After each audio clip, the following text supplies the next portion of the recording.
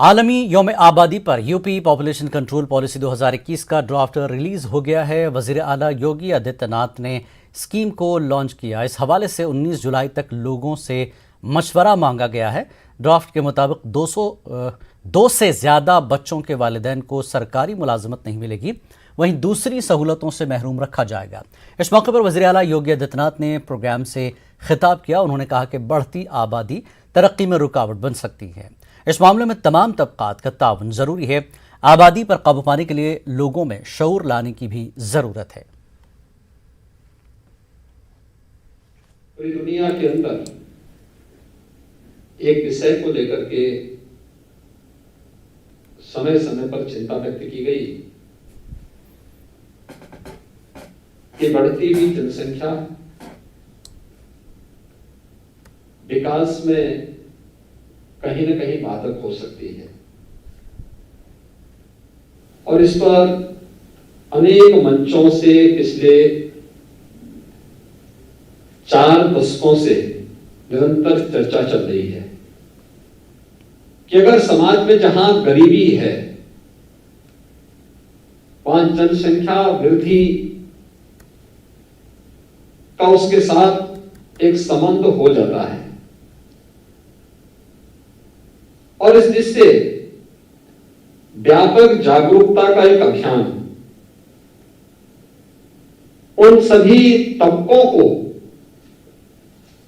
ध्यान में रख करके जब तक हम लोग नहीं चलाएंगे तब तक उन लक्ष्यों को प्राप्त करने में कठिनाई होगी। 2016 में अगर उत्तर प्रदेश के अंदर हम देखेंगे तो TFR 3.3 था और राष्ट्रीय स्तर पर 2.6 था। आज के दिन पर उत्तर प्रदेश के अंदर TFR 2.7 और अखिल भारतीय स्तर पर 2.3 है। यानी हमें अभी कुछ नए प्रयास करने होंगे, अतिरिक्त प्रयास करने होंगे। MMR अगर हम उत्तर प्रदेश के अंदर 2016 की दृष्टि से देखें तो 258 है और आज के दिन पर यह घटकर के 197 हुआ है। लेकिन अगर अखिल भारतीय स्तर पर हम देखेंगे तो 2016 में ये 178 था और आज के दिन पर 113 है। यानी उत्तर प्रदेश को इस दिशा में और अच्छे प्रयास करने होंगे।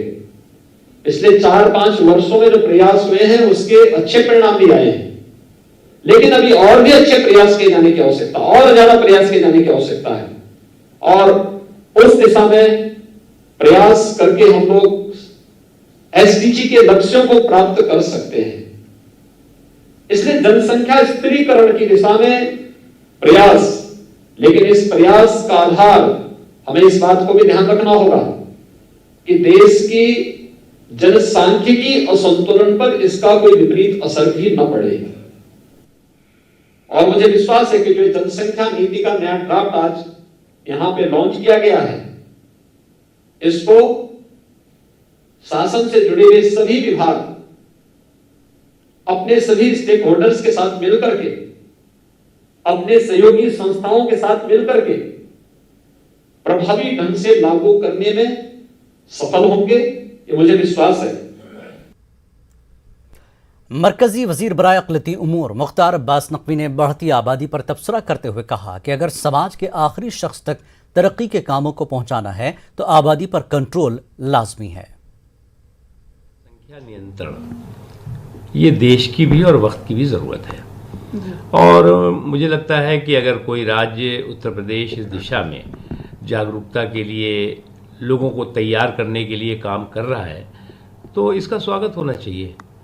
क्योंकि जनसंख्या नियंत्रण, ये बात सही है कि एक बार कांग्रेस पार्टी ने बहुत भोंडे ढंग से और भद्दे ढंग से इसके प्रयास किए थे जो कि फेल हुए, लेकिन बेहतर तरीके से लोगों को तैयार करके, लोगों के अंदर जो है वो जागरूकता पैदा करके, लोगों को प्रोत्साहित करके इस दिशा में काम होना चाहिए।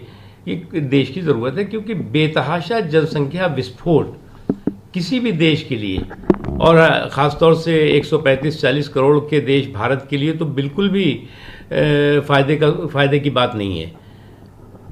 आज जो है वो अगर आखिरी पायदान पे खड़े हुए व्यक्ति तक विकास की रोशनी पहुंचानी है, अगर आज आखिरी पायदान पे खड़े हुए व्यक्ति का जो है एम्पावरमेंट करना है, सशक्तिकरण करना है, तो उसमें अगर कहीं कोई बड़ा रोड़ा है तो बेतहाशा जनसंख्या विस्फोट है। उसे हमें कंट्रोल करना होगा, उसे हमें लोगों में जागरूकता पैदा करके, लोगों को तैयार करके, और इस दिशा में उत्तर प्रदेश सरकार अगर कोई पहल कर रही है तो निश्चित तौर से वो स्वागत योग्य है। आलमी योम आबादी पर यूपी पॉपुलेशन कंट्रोल पॉलिसी 2021 का ड्राफ्ट रिलीज हो गया है। इस पर आरजेडी लीडर मनोज झा का क्या कुछ कहना है, आइए देखते हैं। मैं कहता हूं ना कि ये मेरे रिपब्लिक के, गणतंत्र की गिरावट की पराकाष्ठा है। अभी 2 महीना पहले तक क्या हालात थे? कहां थे योगी जी? कहां था भाजपा का पूरा तंत्र? लोग ऑक्सीजन के लिए हाहाकार मचा रहे थे। गंगा में तैरती वो लाशें कुछ संदेश देके गई थी। ये हमारी प्राथमिकताओं की कहानी है। दुनिया हंस रही होगी कि जहां जीवन बचाने का मामला है, लोगों को महफूज रखने का मामला होना चाहिए, वहां आप डॉग विसिल पॉलिटिक्स कर रहे हैं, चाहे धर्मांतरण का हो या पॉपुलेशन का हो। और हां, जनसंख्या डेमोग्राफर का विषय है। मठ के ज्ञान से जनसंख्या का ज्ञान नहीं बनता है, इतना ध्यान रहे। यूपी के साबिक वजीर आला अखिलेश यादव सीएम योगी आदित्यनाथ पर आज जमकर बरसे। उन्होंने कहा कि यूपी में आज से ज्यादा गुंडागर्दी कभी नहीं देखी गई। अखिलेश यादव ने कहा कि योगी आदित्यनाथ एक योगी नहीं हो सकते। वाजियों के यूपी ब्लॉक प्रमुख चुनाव में बीजेपी की जबरदस्त जीत हुई है, जबकि एसपी को 100 सीटें भी नहीं मिली। लोकतंत्र में ऐसा नंगा नाच किसी सरकार ने नहीं किया होगा जितना भारतीय जनता पार्टी ने नंगा नाच किया है। इतनी गुंडागर्दी जिसकी कोई कल्पना नहीं कर सकता था।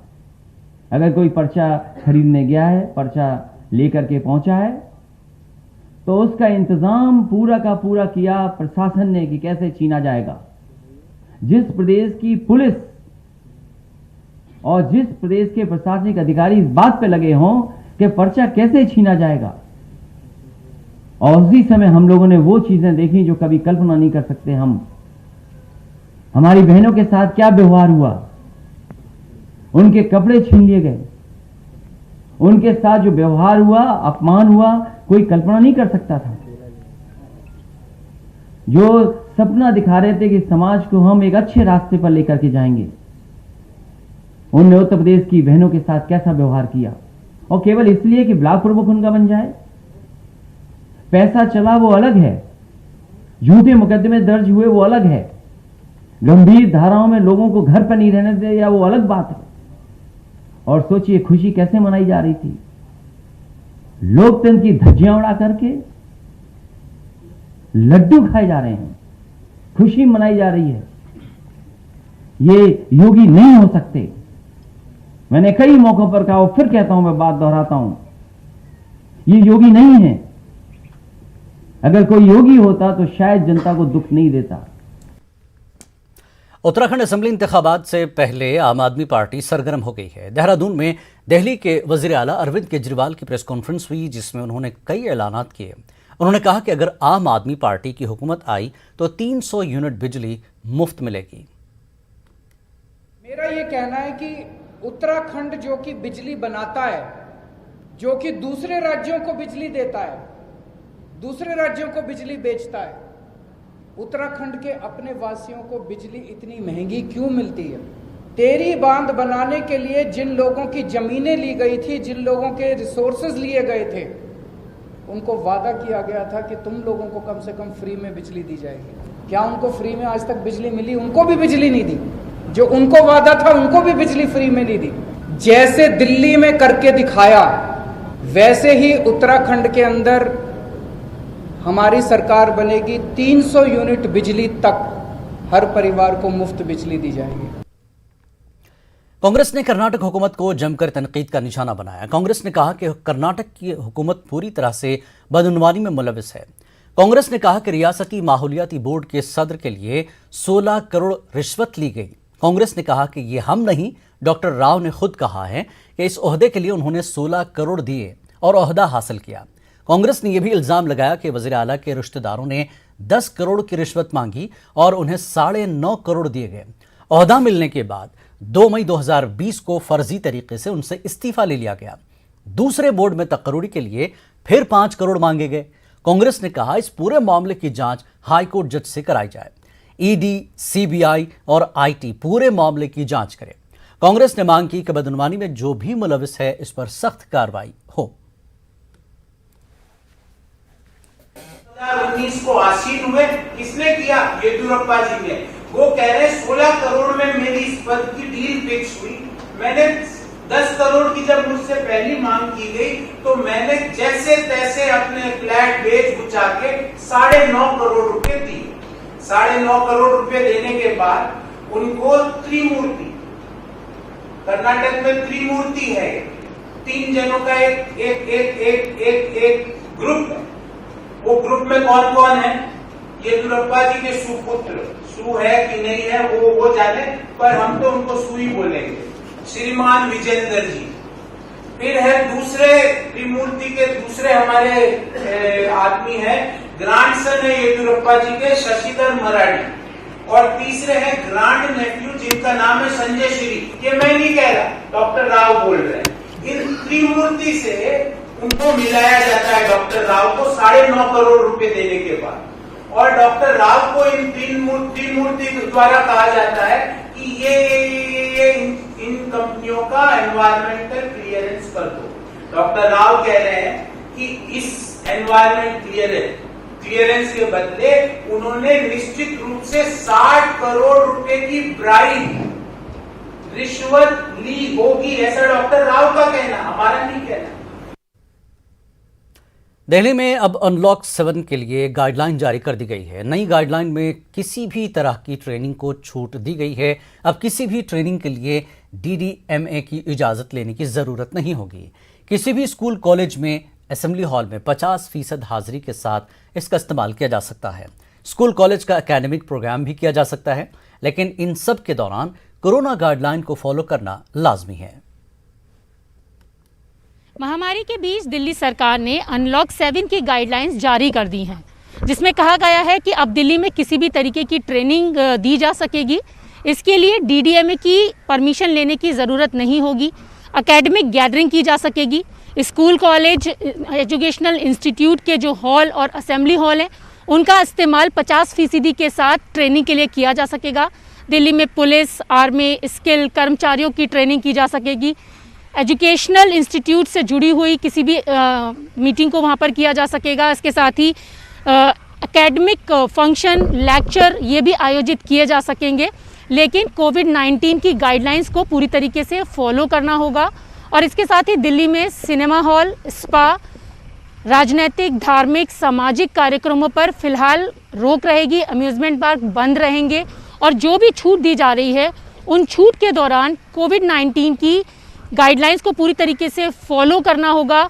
सरकार ने कहा है कि जिस तरीके से तीसरी लहर की संभावना जताई जा रही है, ऐसे में बचाव करने के लिए हर किसी को आगे आना होगा और हर किसी को अपनी सुरक्षा के लिए कोविड-19 की गाइडलाइंस को फॉलो करना होगा। कैमरा पर्सन गौरव के साथ रचना, न्यूज़ 18 दिल्ली। खबरनामे में एक बार फिर आपका खैर मकदम है।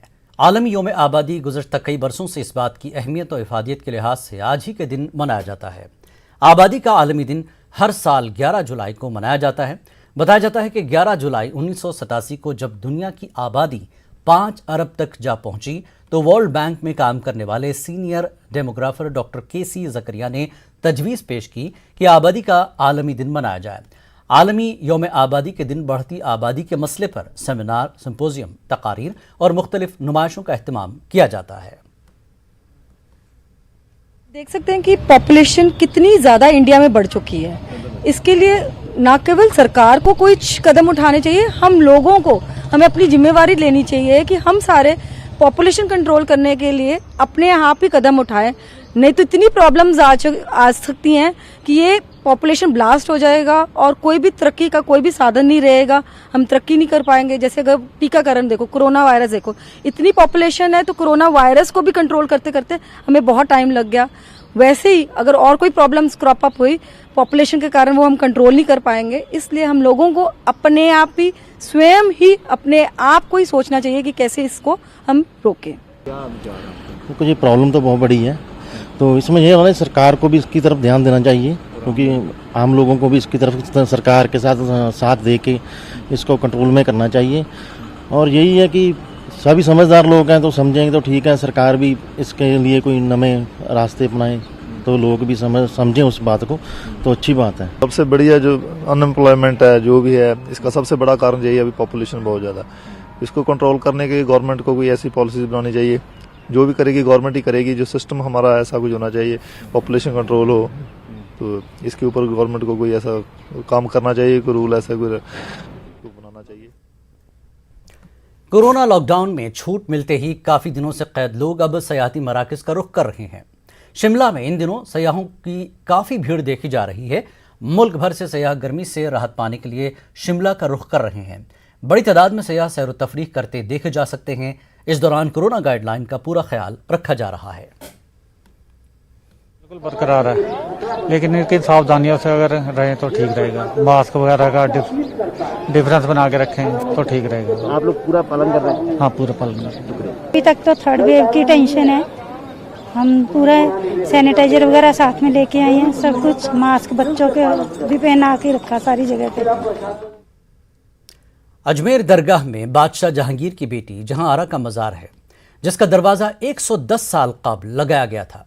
बताया जा रहा है कि मज़ार के अतराफ में 5 चांदी के दरवाजे लगे हैं, जिसे 110 साल पहले लगवाया गया था।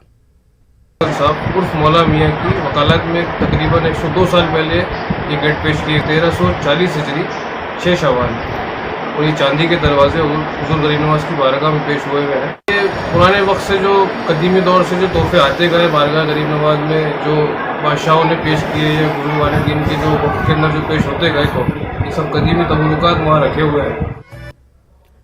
कोरोना वायरस की वजह से जहनी तनाव के शिकार हुए नौजवानों को इससे बाहर निकालने, मंशियात और दूसरे जराइम से दूर रखने और फौज के साथ बेहतर तालमेल कायम करने की गर्ज से गगरपुरा नाराबल में कायम फौज की 2RR ने शुमाली कश्मीर के आरिमपुरा पटन में वॉलीबॉल टूर्नामेंट का आगाज़ किया। टूर्नामेंट में ज़िला बडगाम और बारामूला से 20 टीमें हिस्सा ले रही हैं। इस वॉलीबॉल टूर्नामेंट का आगाज़ फौज के आला अफसरान और सिविल शख्सियात के हाथों हुआ। वाज़ेह है कि इस टूर्नामेंट के मुकाबले मुख्तलिफ मकामात पर मुनक्किद होंगे। इब्तदाई मैच के मौके पर फौज के अफसरान, सिविल शख्सियात के अलावा शायकीन की बड़ी तादाद भी मौजूद थी। मकामी नौजवानों ने फौज की जानिब से मुख्तलिफ खेल मुकाबलों के टूर्नामेंट मुनक्किद करने पर फौज का शुक्रिया अदा किया।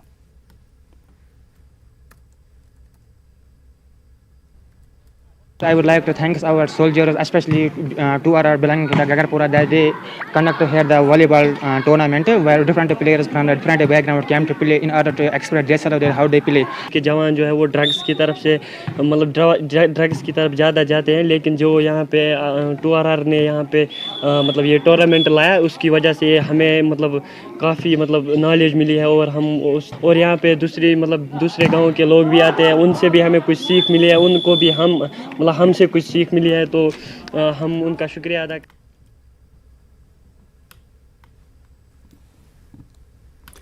कोरोना वबा के दौरान बाहमी इमदाद और इंहिसार का जज्बा मुस्तहकम हुआ है। मुल्क इस वबा से मुत्तहिद होकर मुकाबला कर रहा है।